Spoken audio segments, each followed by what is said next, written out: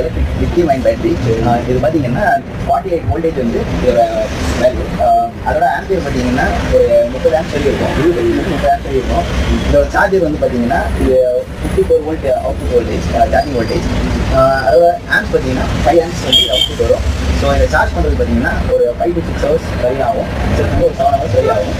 ஆட்டோமேட்டிக்காக வந்து இது கட்டாக கொடுத்துருக்காங்க. இப்போ இதில் என்ன ப்ராப்ளம் அப்படின்னு பார்த்தீங்கன்னா 40 கிலோமீட்டர் ஓடிட்டு இருந்தது 20 கிலோமீட்டர் தான் ஓடுது. ஸோ வந்து இதோட எஃபிஷியன்சி வந்து பாதி குறைஞ்சிருக்கு.